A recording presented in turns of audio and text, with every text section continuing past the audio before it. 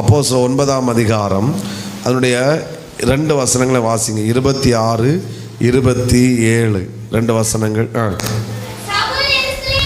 சவுல் எருசலேமுக்கு வந்து சீஷருடனே சேர்ந்து கொள்ள பார்த்தான்.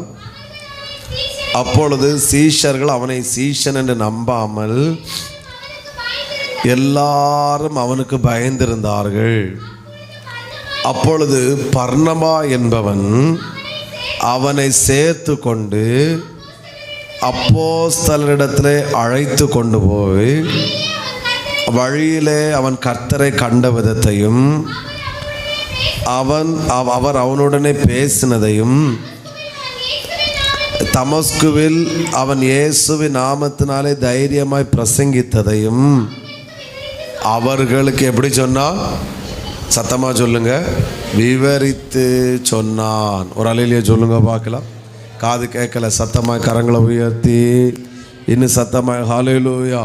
கவனிங்க, சவுல் நம்ம பவுல் என்று பார்த்த ஒரு பக்கம் இருந்தாலும் சவுல் என்பவன் ஒரே வார்த்தையில் சொல்ல போனால் ஒரு கொடூரமான மனிதனாய் ஆண்டவர் ரட்சிக்கப்படுவதற்கு முன்பாக வாழ்ந்தான். அதில் ஸ்பெஷலாய் இந்த கிறிஸ்தீஷர்கள் இவர்களுக்கு தான் இவன் ரொம்ப கொடூரம். சவுல் வேதத்தில் அறிமுகமாகும் போது இப்படி சொல்லுங்க, அவன் சபையை பாழாக்கி கொண்டிருந்தான். அவ்வளோ மோசமான மனிதன் தான் இந்த சவுல். ஆனால் என்ன நடந்ததென்றால், ஒரு கட்டத்தில் தமஸ்கு வீதியில் வைத்து கர்த்தர் சவுலை சந்தித்தார். கர்த்தர் சவுலை ரட்சித்தார். ஆமே. இவன் இப்போ ரட்சிக்கப்பட்டு ஆவிக்குரியவனாய் மாறினாலும் சீஷர்களால் அவனை என்ன செய்ய முடியவில்லை? நம்ப முடியவில்லை, ஏற்றுக்கொள்ள. இவனை எப்படி நம்ம கூட்டத்தில் இவனை சேர்த்துக்கொள்ள, எப்படி இவனை ஏற்றுக்கொள்ள? அதாவது நல்லா கவனிங்க, அந்த இடத்துல அவனை பார்க்கும்போது இவன் ரட்சிக்கப்பட்டது அவர்கள் கண்களுக்கு தெரியவில்லை. அவர்களுக்கு என்ன தெரிந்ததென்றால், அவன் ரட்சிக்கப்படுவதற்கு முன்பாக அவன் செய்த கொடூரமான செயல்கள் தான் அவர்களுடைய கண்களுக்கு என்ன செய்தது? தெரிந்தது. திரும்ப அந்த வார்த்தையை சொல்கிற ரொம்ப முக்கியம். ரட்சிக்கப்படுவதற்கு முன்பாக ஸ்தேவான் கொலை செய்வதற்கு காரணமாக இருந்தான். அநேகரை கைது செய்திருக்கலாம். இவன் ஒரு யூதர்களால் ஒரு கனத்துக்குறன்னு சாட்சி, ஒரு அதிகாரம் பெற்றவன் எல்லாம் இருக்குது. அதனால மிக கொடூரமாக இவன் வாழ்ந்து கொண்டிருந்தான். இப்போ ரட்சிக்கப்பட்டு இவன் இயேசு நானும் ஆவிக்குன்னு சொன்னபோது அந்த சீசோட கண்களுக்கெல்லாம் என்ன தெரிந்ததுனால், இவன் ரட்சிக்கப்பட்டதும் இவன் இயேசுவை ஏற்றுக்கொண்டதும் அவங்க கண்ணுக்கு தெரியலை. அவங்க கண்ணுக்கு என்ன தெரிஞ்சுன்னா, இவன் கொடூரமானவங்களை செய்தவன் அல்லவா, இவன் இவ்வளோ பாவங்களை செய்தவன் அல்லவா, இவ்வளோ மோசமான காரியங்களை செய்தவன் அல்லவா.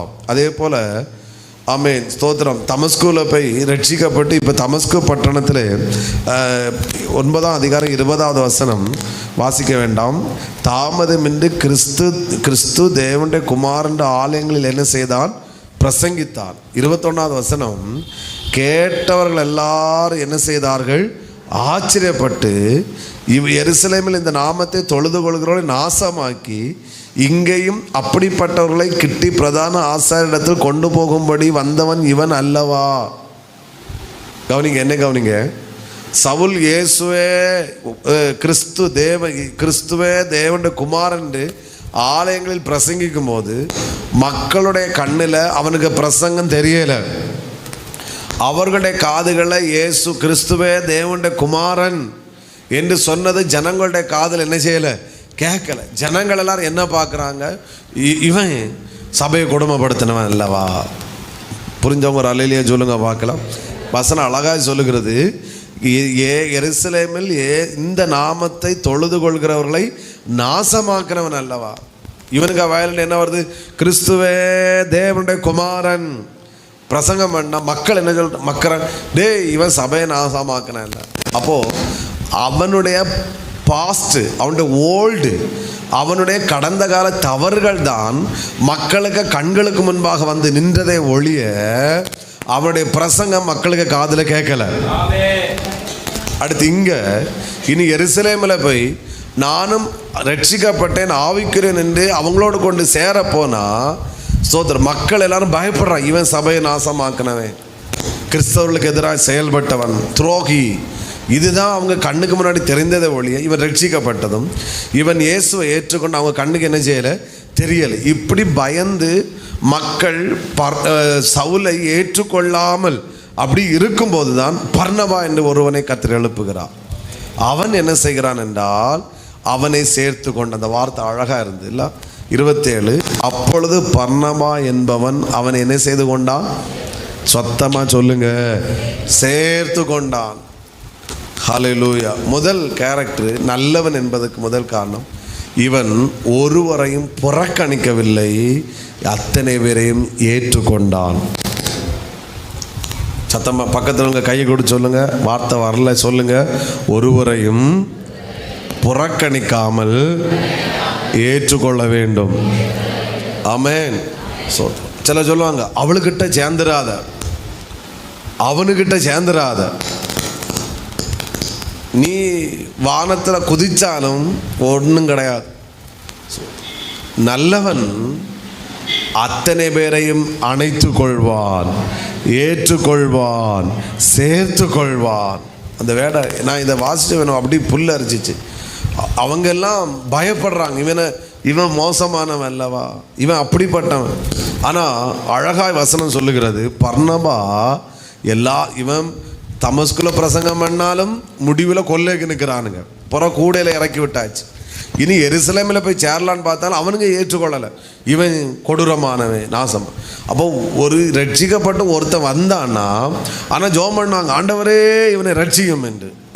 ஆண்டவரே மனம் திரும்பி வந்தா, குடிகாரன் சர்ச்சுக்குள்ள வந்து உட்கார்ந்துருக்கான், அவன் அப்படி செஞ்சவனாக்கான். அது மேரேஜுக்கு முன்னாடி எப்படி நடந்து தெரியுமா, அவன் கல்யாணத்துக்கு முன்னாடி என்ன எல்லாம் செஞ்சான் தெரியுமா, இல்லைன்னா அப்போ அங்கே வேலைக்கு போன, அதை தான் உலகம் பார்த்து கொண்டு இருக்கு. அப்படி ஒருவன் சொல்லுகிறான் என்றால், நீ எந்த ஆவிக்குரிய சபையில் இருந்தாலும் உலகம் அவனை தேவன் அவனை நல்லவனாக பார்க்கவில்லை. ஆனால் இத்தனை மனிதர்களும் புறக்கணித்த போது ஒரு மனிதன் அவனை சேர்த்து கொண்டான். சொல்லுங்க, இந்த வார்த்தை என்ன செய்து கொண்டான், காது கேட்கல, சத்தமா சொல்லுங்க, சேர்த்து கொண்டான். ஆமென், ஸ்தோத்திரம். உங்களால் எவ்வளவு மோசமான மனிதர்களையும் சேர்த்து கொள்ளுகிற ஒரு இருதயம் உங்களுக்கு இருக்குன்னா அவர்களே நல்லவர்கள். சோத்திரம். சத்தமா ஒரு ஆமேன்னு சொல்லுங்க பார்க்கலாம். நான் இதில் சொல்கிற இன்னொரு வார்த்தை, தவறுக்கு நம்ம சப்போர்ட் பண்ணக்கூடாது. ஒருவன் உணர்வடைந்து சரியடைந்து தவறு செய்த உண்மைதான். இங்கே இருக்கிற நம்ம யாரும் தவறு செய்யலையா, அத்தனை பேரும் தவறு செய்தவர்கள், மோசமானவர்கள்.